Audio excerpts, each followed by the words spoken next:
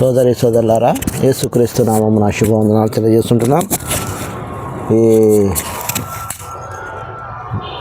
సాయంకాల సమయమున దేవుని మాటలు వినడానికి మనము ప్రయత్నిస్తాం. ప్రార్థన చేసుకొని, ప్రేమగల జీవంగల మా పరలోక తండ్రి, నీ మాటలు వినడానికి మాకు శక్తి దయచేయండి, జ్ఞానం దయచేయండి. నీ పరిశుద్ధాత్మ ద్వారా మాతో మాట్లాడమని ప్రార్థిస్తున్నాం తండ్రి. ఘనత మహిమ తెచ్చుకొని తండ్రి నైనా ప్రభా తండ్రి, శాంతి సమాధానం నెలకొల్పండి. ప్రజలను కాచి కాపాడండి. बचा तेरे लोगों को, बचा तेरे शहर को बुरी आदत से, बुरी विचार से, शाप से, पाप से తండ్రి हमारा तरफ से, पूरी लेजेंड टीम तरफ से నీకే వందనాలు స్తుతులు స్తోత్రం చెల్లిస్తూ నేటి వాక్య జైన ఆశీర్వాదాలు మెండుగా ప్రసాదించమని యేసునామమున వేడుకుంటున్నాం తండ్రి, ఆమెన్. సోదరి సోదరులారా, పరిశుద్ధ లేఖనంలో నుంచి మరి ఈ రోజున ఆదికాండం 5వ అధ్యాయము ధ్యానించబోతున్నాం. ఆదికాండం 5వ అధ్యాయంలో చెప్పే మాట ఏమిటంటే, దేవుడు మరి ఒక విషయాన్ని ఇక్కడ మనకు బయలుపరచబోతున్నాడు. ఆదాము వంశావళి గ్రంథం ఇదే. దేవుడు ఆదామును సృజించి, ఆదామును దేవుడు పోలికగా అతన్ని చేశాను. మగవాని గాను ఆడదాని గాను వారిని సృజించాను. వారు సృజించబడిన దినమున వారిని ఆశీర్వదించి నరులని పేరు పెట్టాను. కాబట్టి ఆదామవ్వను మరి మొట్టమొదటిగా దేవుడు సృష్టించడం జరిగింది. సృష్టికర్త అయిన దేవుడు మరి మనతోటి కొన్ని విషయాలు ఈ రాత్రికాల సమయంలో మాట్లాడాలని దేవుడు ఆశిస్తుంటున్నాడు.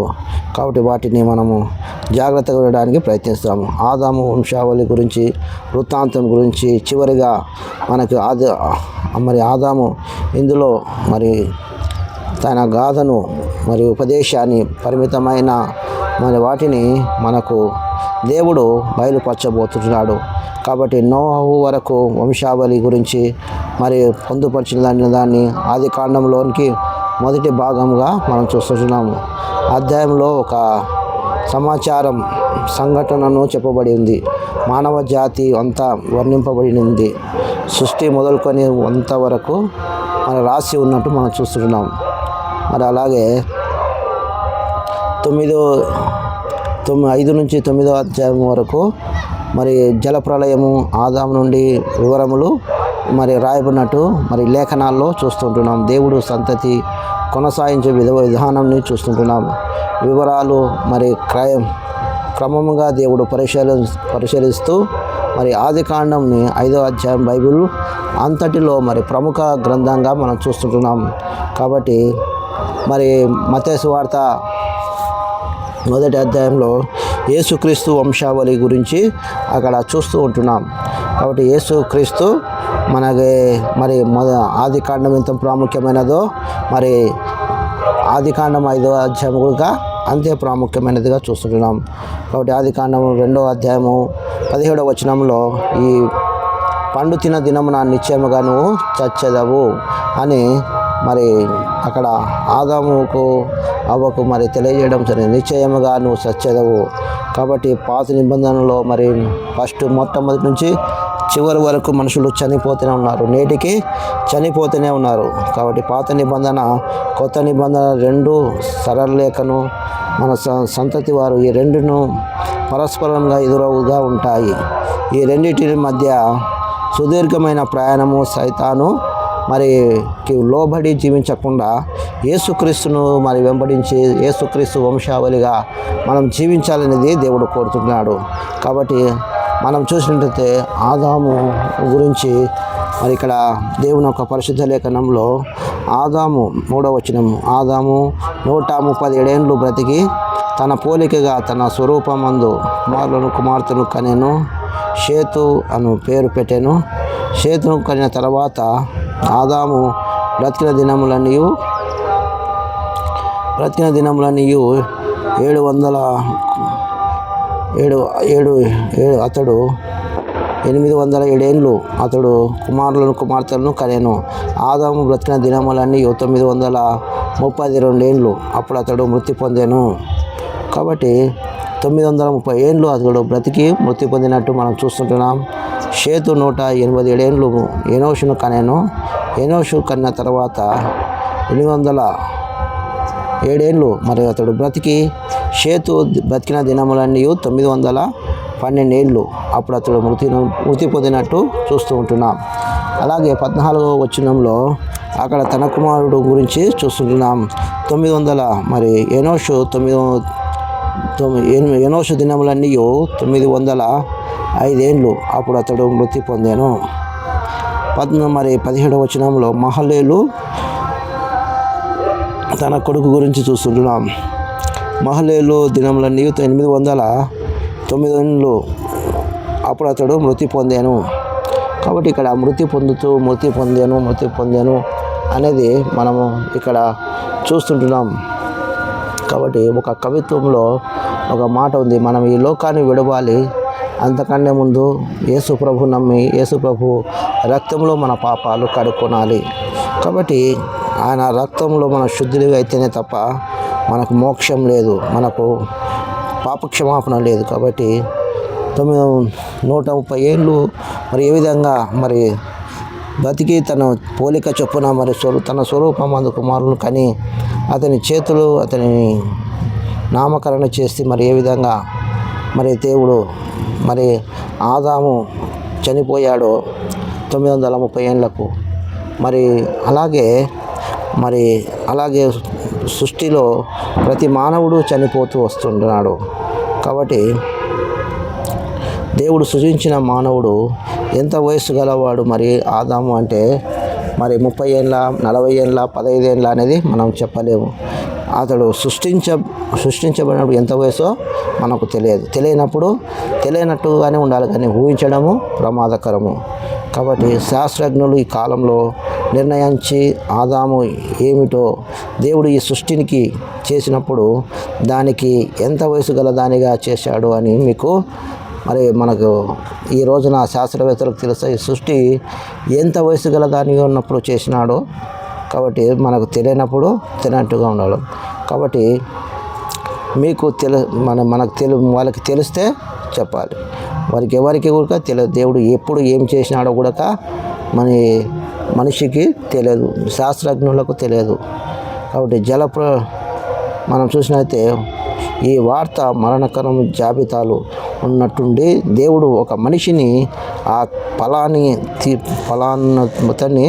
తీసుకొని పోవడం జరిగింది. కాబట్టి మరి ఎంత మరి వార్తను మరి దేవుడు అన్నాడు.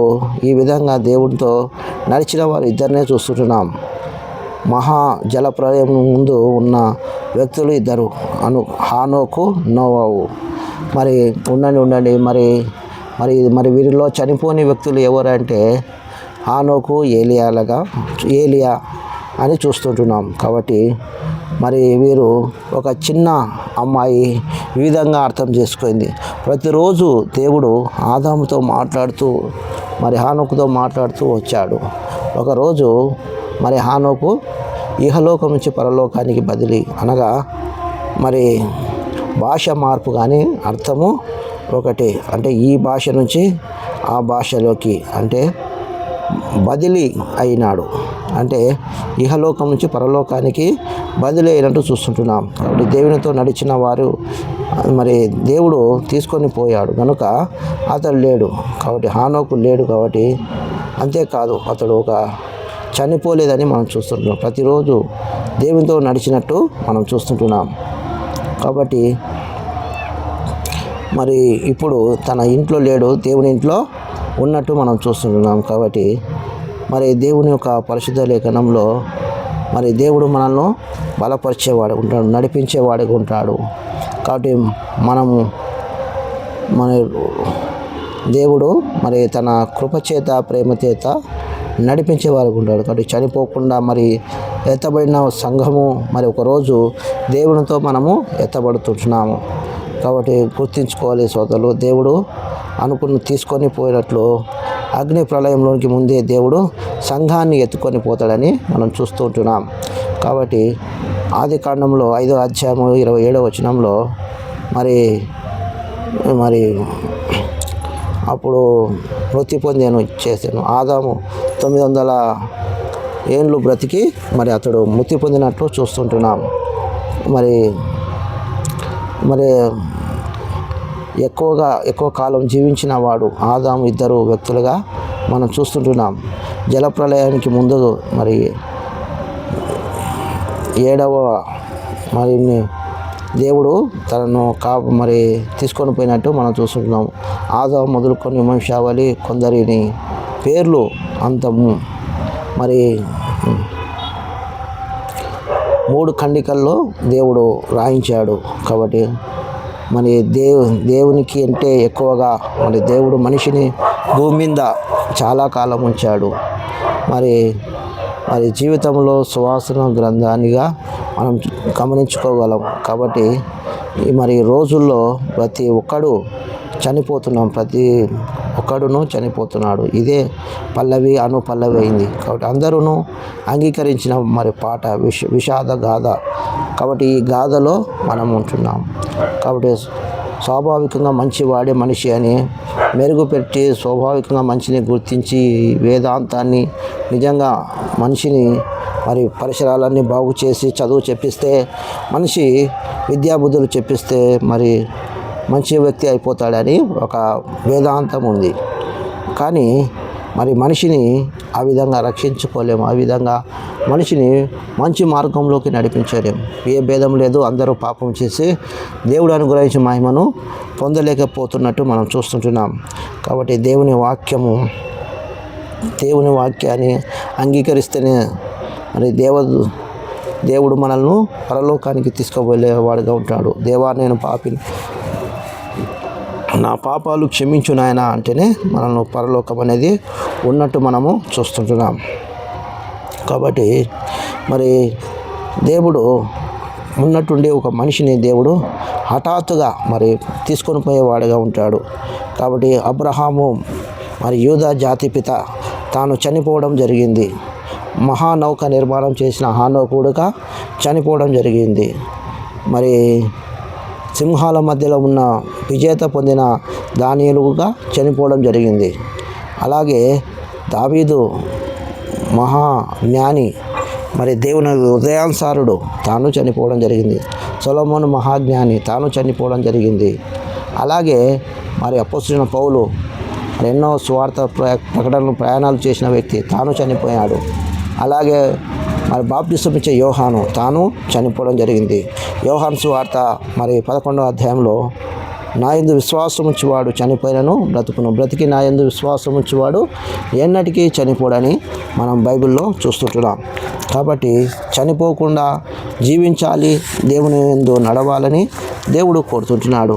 కాబట్టి గొప్ప మాటలు మరి దేవుని యొక్క పరిశుద్ధ లేఖనంలో మనం చూస్తుంటున్నాం. ఆయన వాక్యాన్ని మనము గ్రహించాల్సిందిగా ప్రభునామమున మనవి చేస్తున్నాం. హానోకు 67 ఏళ్ళు బ్రతికి మెతుషాలను కనెను. హానోకు మెతుషాలను కనిన తర్వాత 300 ఏళ్ళు దేవునితో నడుచుచు కుమారులను కుమార్తెలను కనెను. హానోకు దినములన్నీ 367 ఏళ్ళు హానోకు ఈ దేవునితో నడిచి తర్వాత దేవుడు అతన్ని తీసుకొని పోయాను గనుక అతడు లేకపోయాను. మెతుషాల 137 ఏళ్ళు బ్రతికెను, లెమెకును కనెను. మెతుషాల లెమెకును కన్న తర్వాత 787 ఏళ్ళు బ్రతికి కుమారులు కుమార్తెలను కనెను. మెతుషాల దినములన్నీ 967 ఏళ్ళు. అప్పుడు అతడు మృతి పొందాను. లెమెకు 187 ఏళ్ళ వాడి కుమారులు కుమార్తెలు కనెను. భూమి మీద యెహోవా శాపము వలన కలిగినందున మనము చేతుము కష్టము విషయంలో, మన పని విషయంలో ఇతడు మనకు నెమ్మది కలగజేసాడు అనుకుని అతనికి నోవాహు అని పేరు పెట్టెను. లెమెకు నోవాహు కన్న తర్వాత 809 ఏళ్ళు బ్రతికి కుమారులను కుమార్తెలు కనెను. లెమెకు దినములని 877 ఏళ్ళు. అప్పుడు అతడు మృతి పొందాను. నోవాహు 507 ఏళ్ళు గలవాడై షేమును హామును యాపెతును కనెను. కాబట్టి ఇక్కడ షేము హాము యాపెతును కన్న తర్వాత మరి వారు చనిపోవడము జరుగుతుంది. కాబట్టి మనముగా ఒకరోజు మరి ఈ లోకాన్ని విడవాల్సి వస్తుంది. మనముగా చనిపోవాల్సి వస్తున్న సమయము గడియ అనేది ఉంటుంది. కాబట్టి ఆ గడియ లోపలనే మనము దేవునికి విధేయత వినయము జీవించడము అవసరమే ఉంటుంది. మరి సోదరి సోదరులారా, దేవుని మాటలను మరి దేవుని ఒక కొరింథీ పత్రికలో మనం చూసినట్టయితే 15వ మొదటి కొరింథీ 15:22 వచనంలో ఆదామునందు అందరూ ఎలాగూ మృతి పొందుతారో అలాగునే క్రీస్తునందు అందరూ బ్రతికింపబడుచున్నారు. కాబట్టి ఆదామునందు మృతి పొందిన మనకు క్రీస్తునందు తిరిగి బ్రతికించబడుతున్నాము.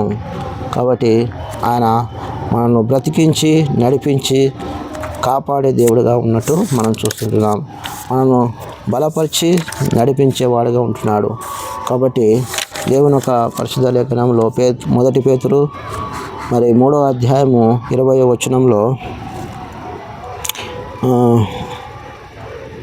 నోవహు దినముల్లో ఒక ఓడ సిద్ధపరిచినట్టు ఉండగా అవిధేయులైన వారి యొద్దకు అనగా చెరలో ఉన్న ఆత్మల యొద్దకు ఆయన ఆత్మరూపిగానే వెళ్ళాను, వాటికి ప్రకటించాను. ఆ ఓడలో కొందరు అనగా 8 మంది నీటి ద్వారా రక్షణ పొందినారు.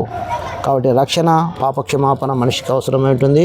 దేవుడు ఆ విధంగా మనల్నంతా స్థిరపరిచి బలపరిచి నడిపించును గాక. ప్రార్థన చేసుకుందాం. పరలోక తండ్రి, నీ మాటలు నీ బిడ్డలకు విన్నారు, నీ శ్రోతలు విన్నారు, వారందరూ రక్షించబడాలని కోరుకుంటూ నాయనా నీ మాటలకు వారిని దీవించమని యేసునామమున ప్రార్థిస్తున్నాం తండ్రి. ఆమెన్. మన తండ్రి యొక్క ప్రేమ, పరిశుద్ధాత్మ సహవాసం తోడై ఉండును గాక. ఆమెన్. Praise lord.